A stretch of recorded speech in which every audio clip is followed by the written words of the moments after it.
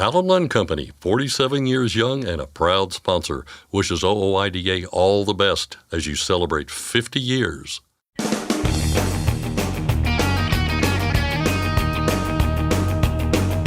OOIDA, representing America's truckers since 1973, presents Landline Now with your host, Mark Reddick. Does detention time affect truck safety? What about the ways truckers are paid or the lack of truck parking? Those issues and more were discussed this week at the Midwest Commercial Vehicle Safety Summit. I'll discuss who was there, what they said, and why it matters with OOIDA Director of Federal Affairs, Jay Grimes. When it comes to comfort in the cab, few things matter more than your seat, and manufacturers are offering a wide variety of options. Our producer, Barry Spillman, and I will talk with Brian Martin of the Chrome Shop Mafia. And finally, finding that perfect gift for the trucker in your life just got a bit easier thanks to Landline Magazine's 2023 Cool Gifts Guide. Staff writer Tyson Fisher joins the show to talk about what items made the cut this year. But first, the news with Scott Thompson. Thanks, Mark. We'll spend the next several minutes talking over the Guaranteeing Overtime for Truckers, or GOT Truckers Act. You may have heard us talk about the bill in recent weeks since it was introduced. The bill would repeal an exemption within the Fair Labor Standards Act that dates back to 1938, and in short, it means truckers are not entitled by law to get overtime pay. The GOT Truckers Act would change that. We spoke recently with the bill's sponsor in the House, Representative Jeff Van Drew of New Jersey. And now we've also had the opportunity to speak with the bill's sponsor in the Senate, Senator Alex Padilla of California. Truckers deserve overtime pay when they work overtime. Most people will be surprised to learn that when Congress passed the Fair Labor Standards Act back in 1938, many truckers were exempted from overtime protections, including overtime pay. So this rights that historical wrong and provides that benefit and protections for truckers. Removing the exemption, ensuring by law that truck drivers get overtime pay, would clearly benefit truck drivers, many of whom work 50 or 60 hours in a week, sometimes 70 or more, by compensating them for all the time they put in. And Senator Padilla believes other benefits would be seen throughout the supply chain as well. We've seen the struggles of the last couple of years of different elements of the supply chain and working their way through, not just ports and through trucks, but onto store shelves in communities across the country. So with the built-in incentives to keep goods moving more efficiently, I think we'll see those benefits when it comes to store shelves being better stocked, maybe prices coming down a little bit because the supply chain bottlenecks were a big cause of the inflation that we experienced the last couple of years. And of course, when prices come down and you find what you want on the store shelf, consumers are happy. So a lot to be gained here. The efficiency element of this issue cannot be understated. As the OOIDA Foundation pointed out in a recent white paper in response to opposition of the GOT Truckers Act, shippers and receivers often keep truck drivers waiting because they don't value their time, because those shippers and receivers aren't paying for it. But if those same truck drivers were being paid for waiting, it stands to reason that those currently making them wait would move the process along, freeing up everyone to keep the supply chain moving.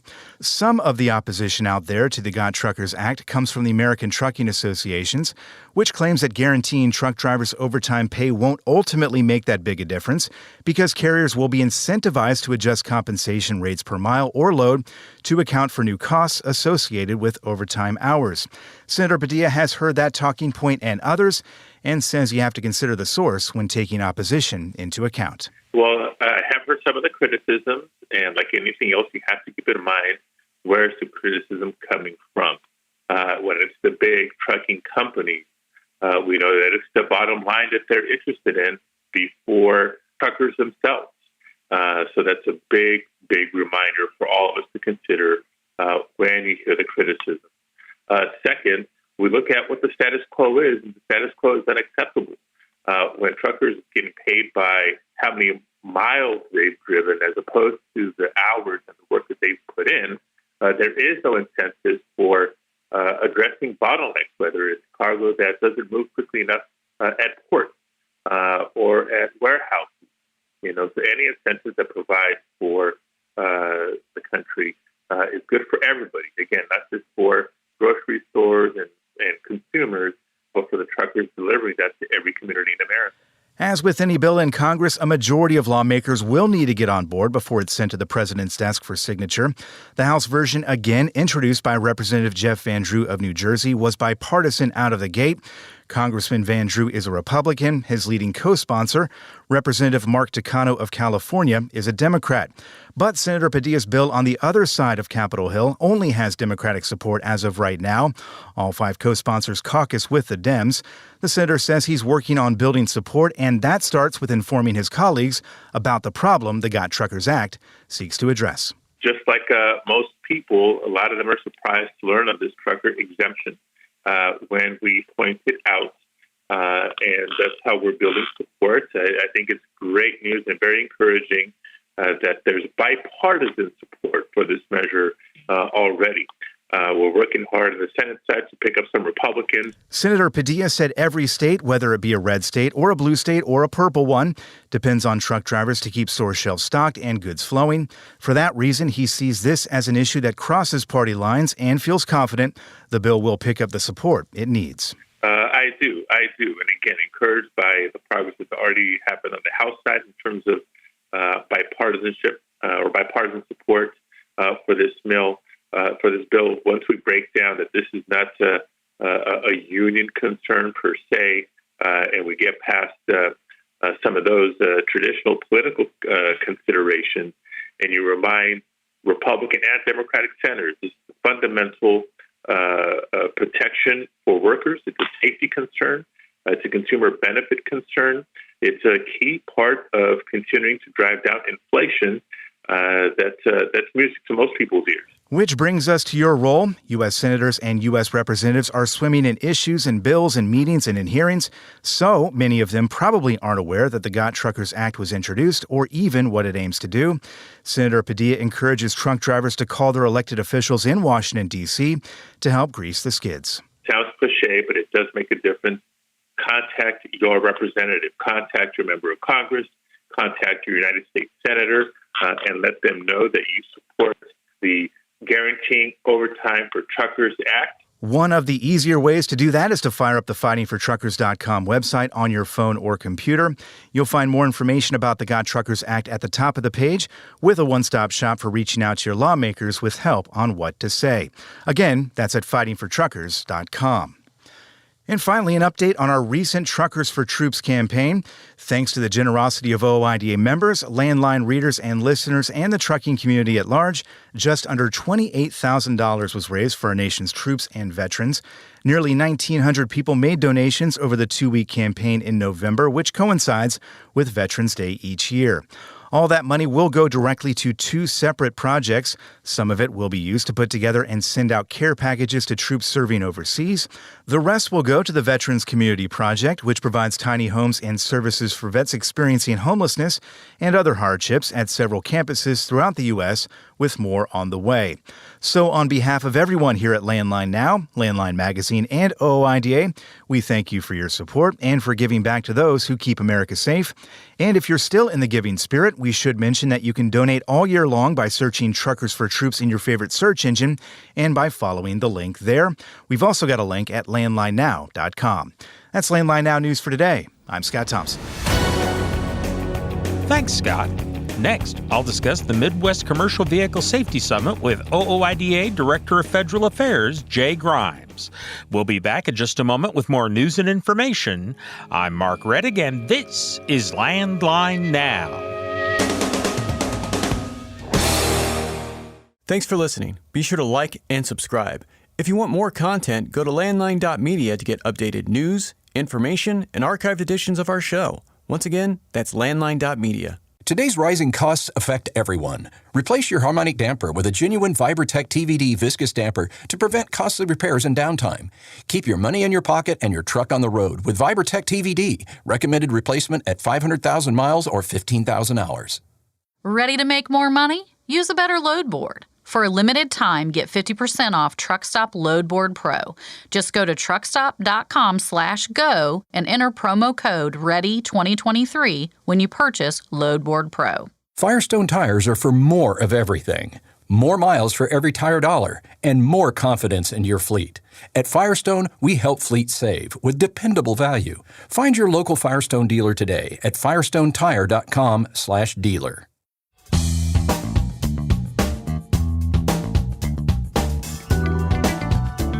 Landline Now. Welcome back.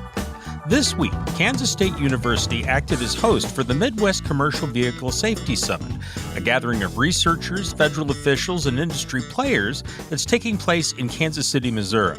One of those in attendance was OOIDA Director of Federal Affairs, Jay Grimes, and he's here now on the phone to let us know what's happening and why it's important. Jay, how are you doing? Doing well, Mark. Good to be with you. Good to have you here. It sounds like it's an interesting conference so far. Yeah, no question. Kicked things off yesterday with the FMCSA Administrator, Robin Hutchison, along with the Mayor of Kansas City and the Mayor of Kansas City, Missouri, as well as the Mayor of Kansas City, Kansas, have had some very productive panel discussions and presentations yesterday and today as well. It's been an opportunity for folks from federal agencies, industry, law enforcement, engineering, university researchers, insurance companies, and nonprofits kind of come together, share some discussions, share their perspectives, share some research, and really in the goal of reducing the number and severity of commercial truck crashes on our nation's highways. Before we get into specific speakers and what they had to say, I'm wondering if you can give us kind of an overview of some of the topics within that area that they did discuss at this conference. Heard yesterday some updates from FMCSA on implementation of the bipartisan infrastructure law and some of the research projects that they're working on. The detention time study that FMCSA is kicking off, an updated version of the large truck crash causal factors study that was approved in the 2021 highway bill that FMCSA is getting off the ground and kind of structuring with hopes of starting data collection by 2026. Today we're hearing some different updates from university professors around the Midwest on different research projects that they're working on. Truck parking research is one of those. Commercial safety and work zones on the highway as well. So it's been a wide variety of topics with really key updates and information across the board. Well, let's get to some of the specific speakers and what they had to say on those topics. Robin Hutchison, the administrator of FMCSA, did speak at the conference and brought up several subjects that she says are related to commercial motor vehicle crashes. Broadly speaking, what were the themes of her comments? She kind of kicked off the conference yesterday morning and really said that the first priority that we have is to go upstream in the safety life cycle all the way to prevention. She said that means we have to look at the root causes of why people become unsafe in the first place, and the crash that never happened is the one we want. And kind of what are these systemic root causes that need to be looked at? And, I give her credit here. She mentioned, driver compensation. How are drivers being compensated? What is the effect of detention time? Are drivers waiting too long and therefore speeding to their next location? Why are women underrepresented in the trucking workforce? Do they not feel safe and secure? Predatory leasing arrangements that are distracting drivers, making them unable to focus on the roadways, having to deal with personal financial debt, and then truck parking. Are drivers having trouble finding places to park? Is that taking away from the rest that they're able to get on the road? Certainly, we think that's a yes. She thinks these are all root causes of why a driver may become unsafe in the first place, and I think is kind of some big picture stuff that we're really hopeful DOT, FMCSA, Congress can work to address. And Administrator Hutchinson, did mention the studies on driver compensation and detention time that are in the works. Certainly, they've established the Women of Trucking Advisory Board as well as the Truck Leasing Task Force to kind of, chip away at these long-standing problems and concerns within the industry. You mentioned the two studies on driver compensation and detention time and the two boards, the Women of Trucking Advisory Board and the Truck Leasing Task Force. Did she give us any idea on where those efforts stand at this point in time? Yeah, a little bit on the driver compensation study, which FMCSA is participating in, but this is being administered by the National Academy of Sciences and the Transportation Research Board.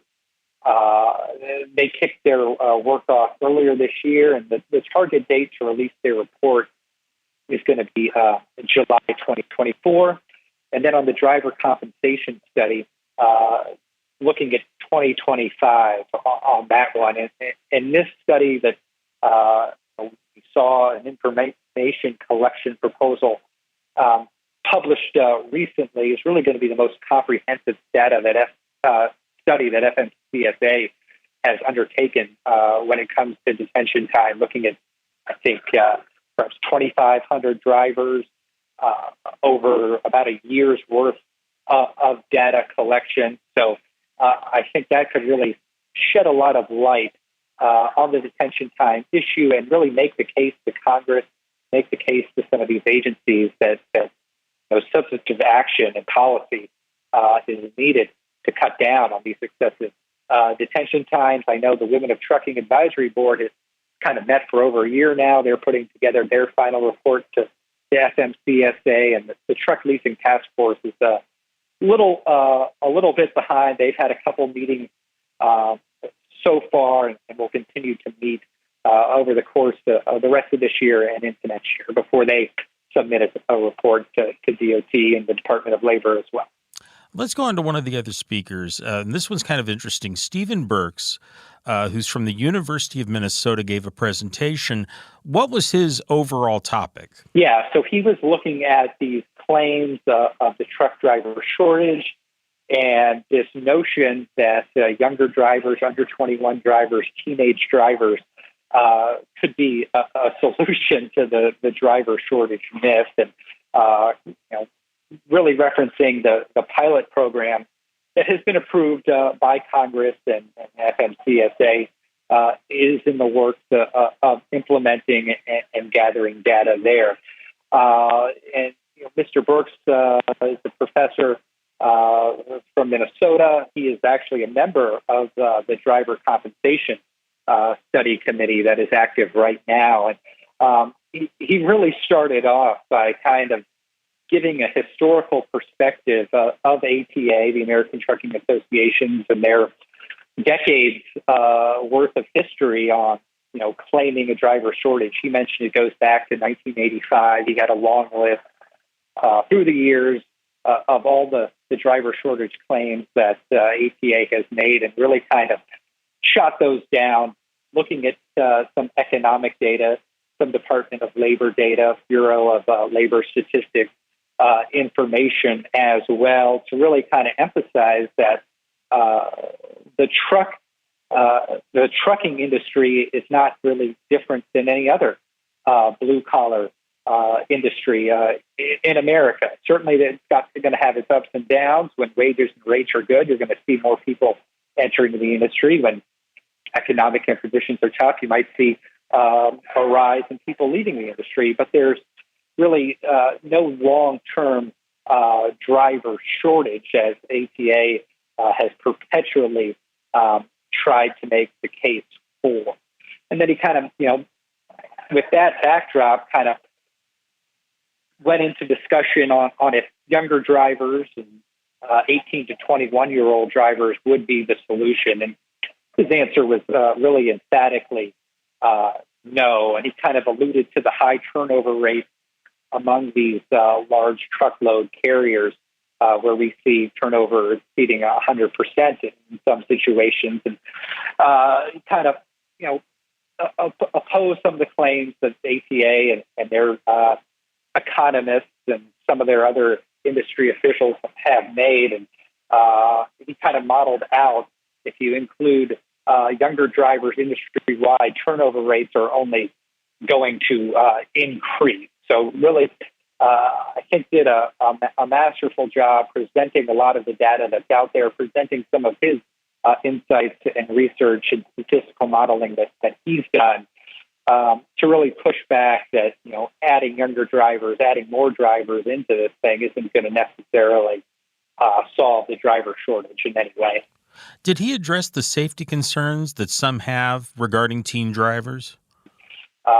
He kind of looked at it more from a labor workforce perspective and didn't really touch on, some of the safety concerns that we've shared with FMCSA as they implement the pilot program.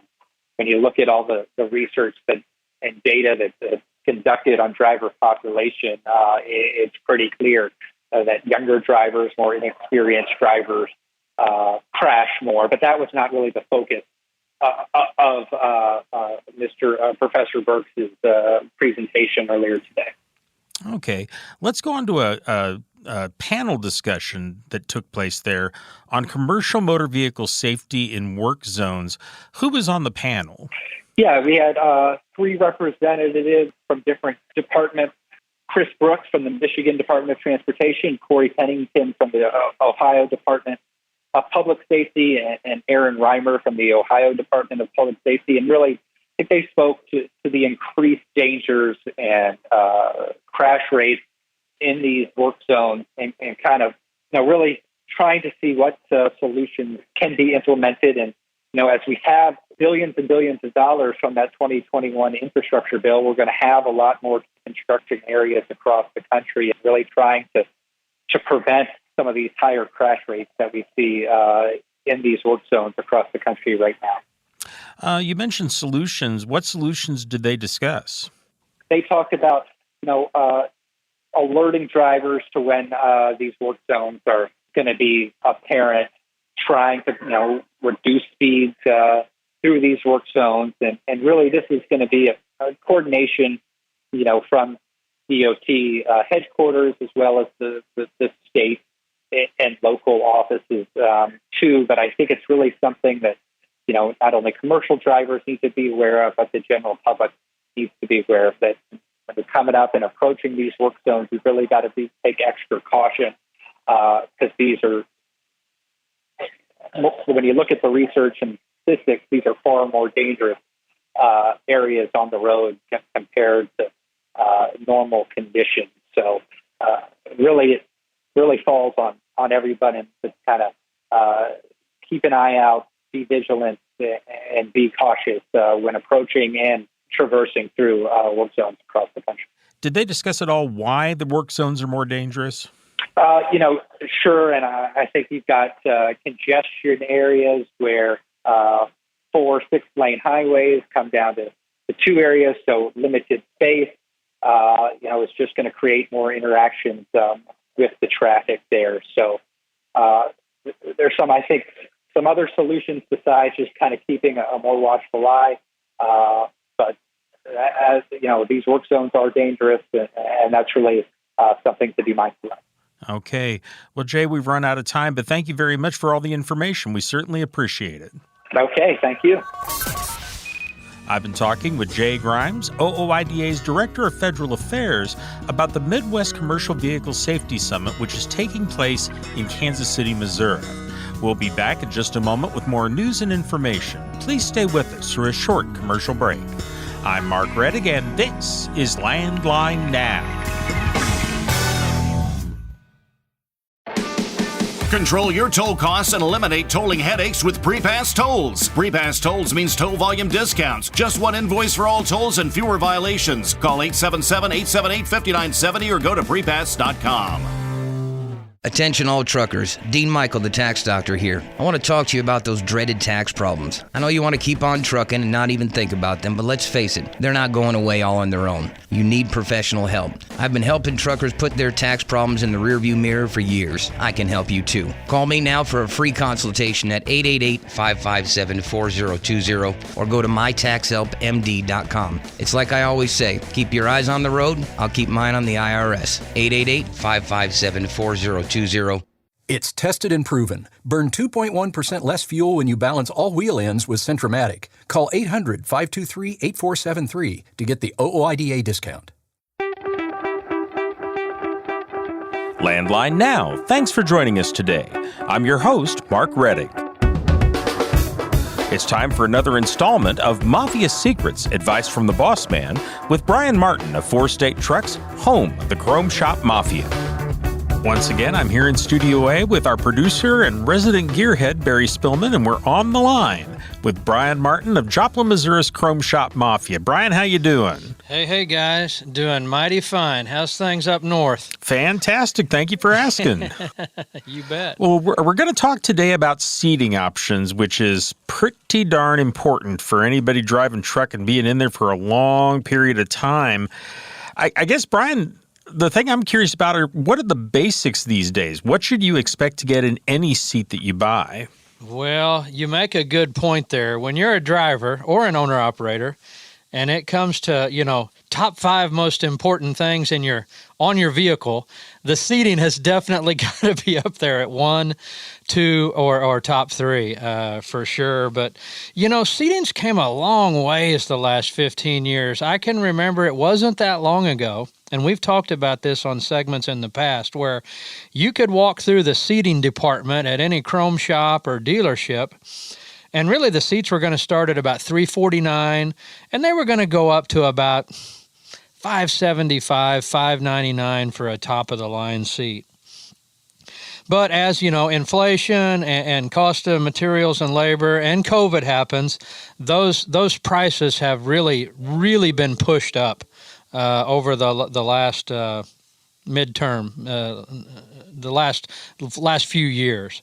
We kind of, at our store down here, and we sell a ton of seats.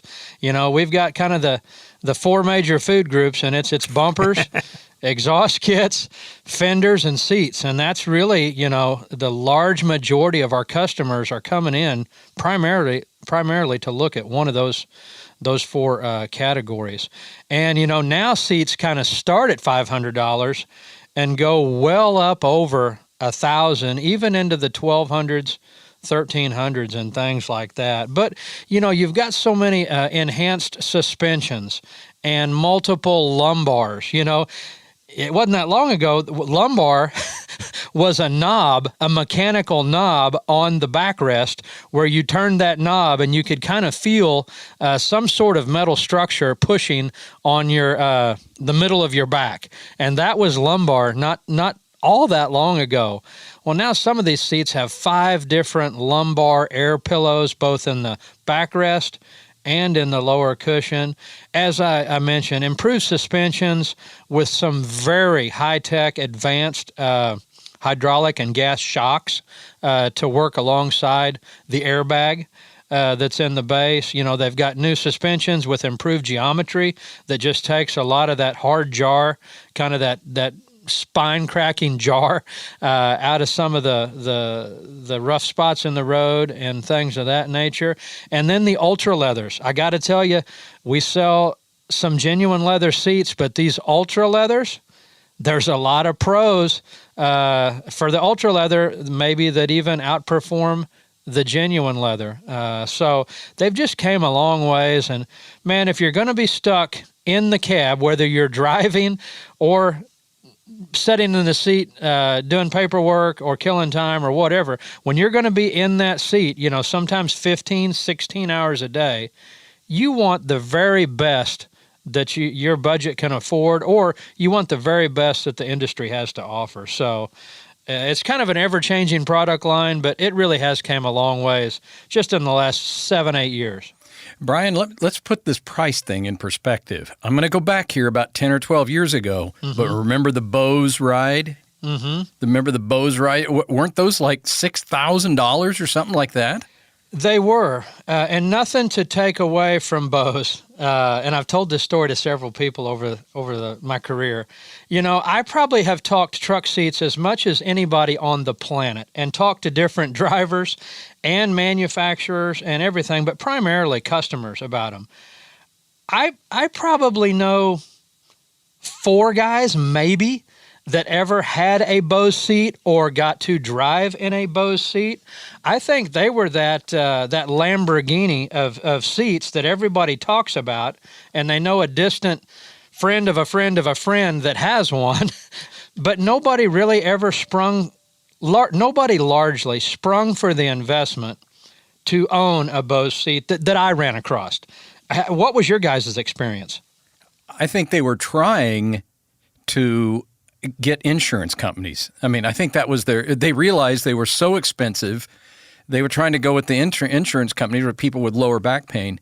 And Reed Black and I both sat in one. Reed Black had he was one of our reporters for years, and he had a pretty good story about sitting in their test rig they had down at Matt's. And I got to sit there and hold the microphone as he was going up and down in this seat. And then they turned the Bose ride on. Uh-huh. And I mean, he went from going up and down 4 or 5 inches to going up and down no more than a quarter of an inch. And if you looked at the base below the chair, it was moving all over the place. It was, moving 4 or 5 inches. Yeah. And he wasn't moving at all. So it did work, but I think they were trying to get insurance companies to pay for it. Well, and to your point, the technology is there. I saw another product from a company called Gray Mag at Louisville. And, they had it mounted and hooked up to air. And when they'd flip the switch, I mean, that base, what the seat was bolted to would just start going crazy, simulating one of the roughest roads you'd ever be on. But yet the seat cushion was barely moving, and you could carry on a conversation with the person sitting in that seat, and it was amazing. But these seats are thousands of dollars. Now, Gray Mag does have that seat down to less than half of what the old Bose legendary seat was. So as we get more advancements like televisions or microwaves or car stereo, things do get more cost-effective and actually cheaper to the end user in some instances. And I think we're going to see some extremely high-end seats that a guy can own for $2,000 versus the $5,000 and $6,000, and I even heard $10,000, on Bose way, way, way back, and I'm talking 20 years ago.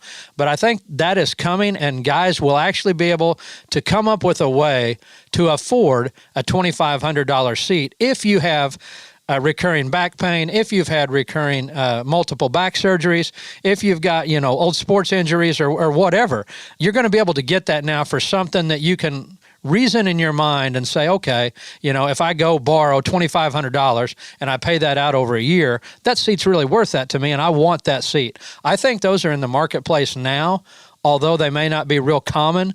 Those $1,000, $899 to $1,000 seats, that's something that, here at Four State and other Chrome shops and even, Peterbilt, Freightliner, Kenworth dealerships, we're selling seats like that every day. And they are very, very nice. They are going to last, 5 to 7 years relatively with no adjustments, really no maintenance, no lubrication. These seats are really built to last nowadays. They got multiple adjustments, not only in the air lumbar, but some of them with the highly sophisticated shock for the easy ride down in the air base. Those are even adjustable, where if you like it a little stiffer or you want a little more cush, a little softer ride, those gas shocks now are adjustable to where you can really kind of dial them into your liking. Cush for your tush. The cush for your tush, exactly. Oh, God. Sorry, guys. Low-hanging fruit. I had to do it. It was. Well, I'm kind of curious, Brian, we're talking here about primarily replacement seats, but I've noticed that OEM seats have gotten a lot better too. I mean, are the OEM seats coming up to the standard you get with the replacement seats? They are in some cases. I don't think it's widespread.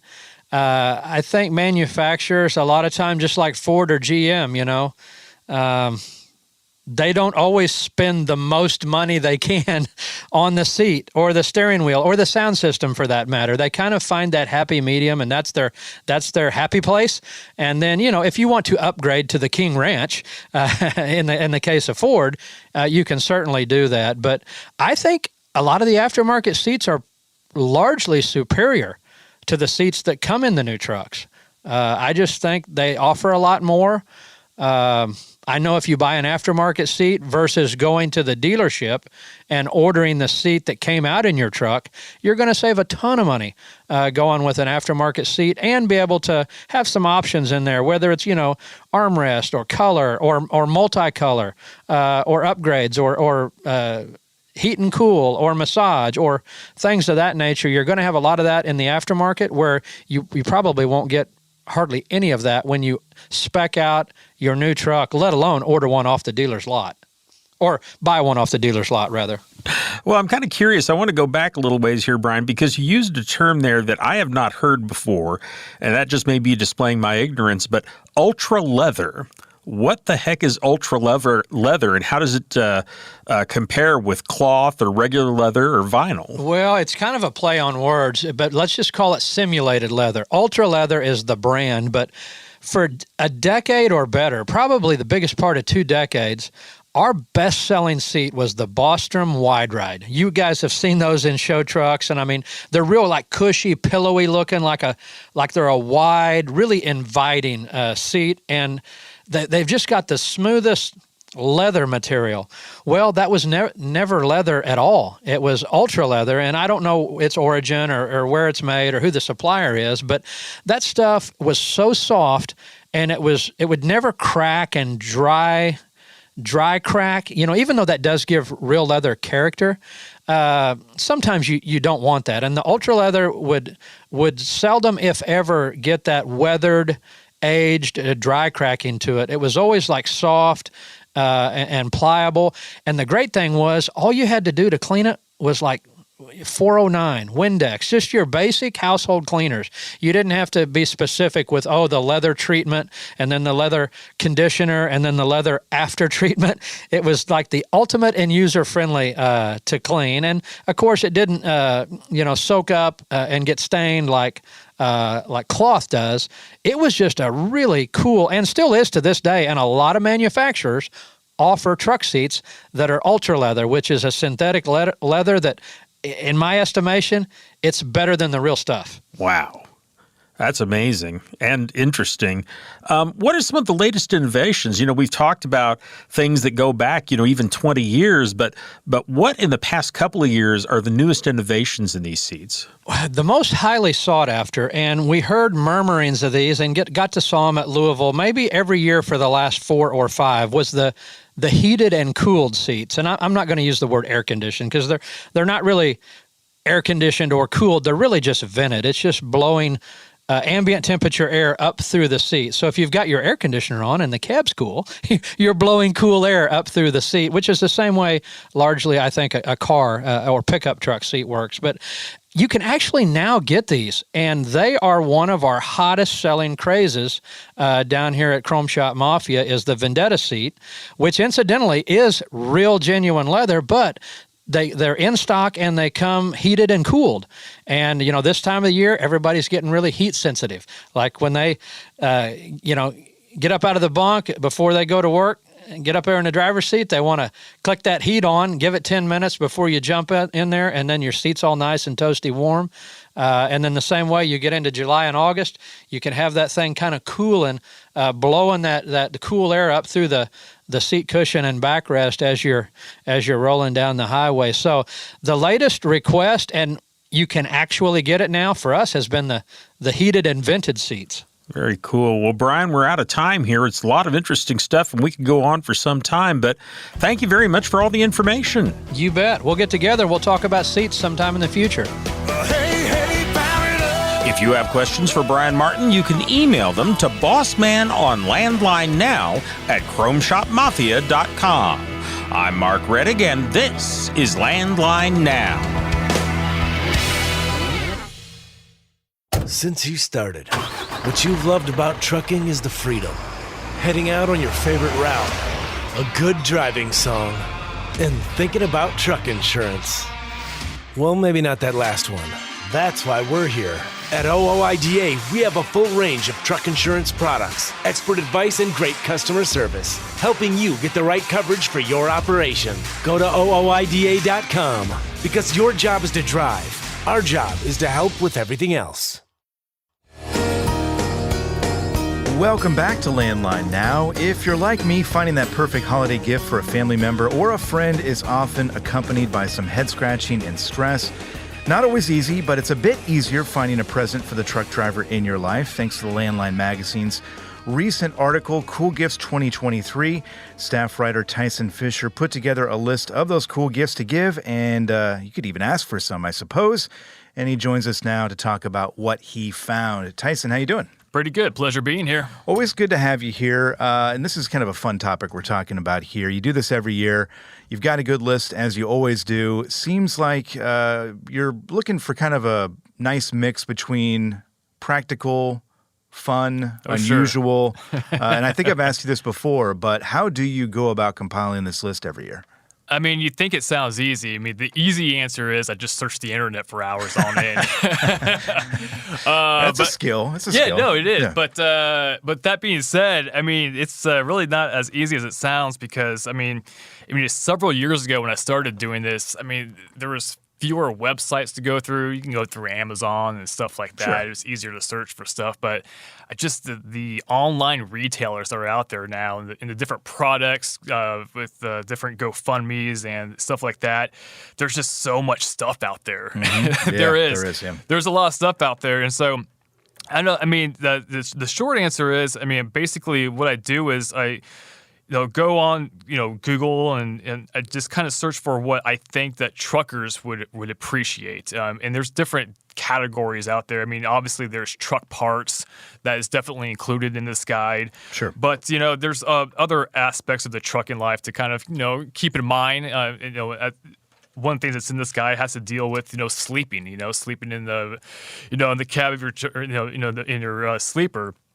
So coffee's a big one. I think every year I mention something that has to do with coffee because I know I know how much the truckers love and actually need their caffeine. So, I mean, it's a long process, but it's a lot of fun, to be honest with you. It's a little something different for me than my normal daily routine. So for sure. Yeah, and I mean, as we mentioned here, you talk about the practical things. You talk about the espresso maker. You've got something to help folks sleep out there, a sleep mask that really helps that process along.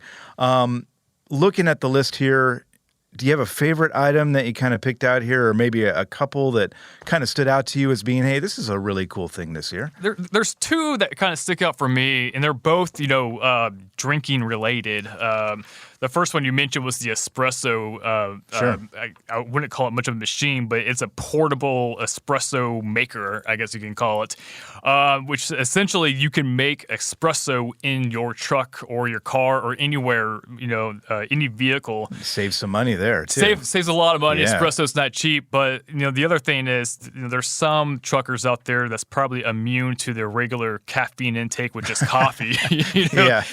They need something a little bit more. Yeah, hook that IV up. Exactly. So you don't have that on the list, though, we should say. I do not. There's no caffeine IV on the list. Not yet, at least. Not yet. But it's called the hand presso. You can go to handpresso.com and kind of check it out there. But I mean, it kind of hooks up into the 12 to 24 volt socket in your truck or any vehicle for that matter. You can just make a cup of espresso just right there. Before you start your day when you're out on the road. Yeah. Get that nice caffeine drip right there and get your day started. Yeah, that sounds good. The other one, it's a Brita water bottle, and I think that this one is extremely practical because clean water is important, and when you're out on the road, access to clean water, with the exception of buying bottled water all the time, can be hard to come by. Which is also expensive. It is, very much so. And so Brita has made, like I said, it's a water bottle that essentially the water you pour into it goes through their premium filtering system. So just about any water that you put through it is clean, filtered through. So if you have to go to a truck stop or a rest area that has a water fountain, I mean, generally speaking, a lot of people may not be too, I wouldn't say they're not trustworthy by any means. Yeah, but you never really know. You don't, what kind of filtration they've got going on there. And so, or maybe, you're at a facility or, you're waiting for your load to get dropped off, and, the only thing they have available is like a bathroom sink or whatever. Yeah. There's a lot of scenarios here to where you want to fill up your water bottle, but it may not be the cleanest, and so this kind of navigates that whole area right there, and I think it's pretty cool. It's not that expensive either. Yeah, and as I said, you can save a lot of money there as well with those two things, especially. But with a number of things here, I did notice in the November issue, you've got the Brita water bottle right next to disposable urine bags. So it's a cycle of life here. But I did find that interesting. That would be an interesting gift to unwrap, but practical, and maybe there's a chuckle there too. But kind of highlight some issues that people do have out on the road. That's how deep down the Google hole I got down. You went from the start to the finish. Yeah, there's these things called disposable urine bags, and I thought, well, that's kind of trucking related in a sense. Now, there is some practical use to it, I suppose, but it could also be a novel gift. Just a fun gift to give to a trucker, just as a joke or whatever. But on the other hand, you never know where you may end up. So having these handy, might be useful somewhere down the road. You just never know. Yeah, and again, underlines a larger problem within the trucking industry, but this is something that surely would be of use. Yeah, I mean, there are plenty of things here. You've got a gift idea for those folks out there that travel with their pets.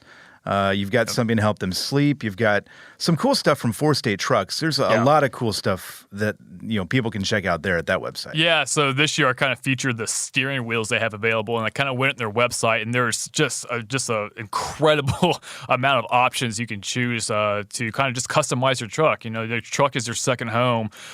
So, kind of make it your own, make it comfortable. And there's a lot of cool, different styles you can choose from, and just steering wheels alone. But, go to 4statetrucks.com. It's not just steering wheels. I mean, it's pretty much everything there. Yeah. Shift knobs, whatever. You want to customize your truck, they certainly have it. Yeah, definitely cool gifts there for the trucker in your life. And as I said at the beginning, if you want to ask for one of these things from somebody as well to give them an idea, that's an option as well. Any items that didn't quite make the list this year, or even looking back to previous years? I know you've had a lot of cool stuff over the years. Anything in particular that you think might be still a good idea for folks out there that was featured in a previous issue? Sure. There's actually a lot of previous gifts from the previous cool gifts that still hold up. I think one big one is Audible. If you get the Audible app, I mean, so that's audio books. That's a great way for truckers to catch up on the reading. I know they're busy and they can't really, it's not a lot of time for them to read sometimes, Yeah. So, having an audiobook on the road. So I think that the average audiobook is about 10 hours. So, and they've got something for everybody. Oh, absolutely. Every single topic, yeah. Yeah, all the book genres you could think of, it's covered. So, so with the average, audiobook being about 10 hours, if you wanted to, you can knock out about a book a day in the truck, Sure, So a lot of options there. Another one is portable workout equipment. This is something that really got big during the pandemic when people quit going to the gym because they couldn't. And so a lot of equipment to use at home also applies to in the truck. Big one would be adjustable dumbbells. I actually have a set at home. They don't take up a lot of space, and if you're concerned about staying in shape, I think or adjustable dumbbells are a good way to go. Ranges anywhere from $100 to more than $600, depending how hard you want to go on that. Yeah. But lots of options when it comes to portable workout equipment. Yeah, absolutely. Lots of cool stuff out there. Cool ideas here that can actually also spur you into other ideas as well. Tyson, we appreciate you putting this together every year, and we encourage everybody to check it out. Thanks for having me, man. You can check out that Cool Gifts 2023 guide for yourself in the November issue of Landline Magazine, or online if you're a subscriber at landline.media. And that's our show for today. We appreciate you listening, and we'll see you again next time. Thanks for listening. Be sure to like and subscribe. If you want more content, go to landline.media to get updated news, information, and archived editions of our show. Once again, that's landline.media. I'm a dad. A son. A husband. Wife. I'm a writer. Photographer. I farm. I'm a veteran. I love old cars. Fishing. My kids. Chrome. And I am a professional truck driver. And together, we are OOIDA. OOIDA was founded by truckers to stand up and speak on behalf of truckers. We've done that by combining the individual voices of our members into a single, powerful voice. Protecting your interests, defending your rights. Join us! Make your voice heard. Join OOIDA, the Owner-Operator Independent Drivers Association. Call 1-800-444-5791 or visit OOIDA.com.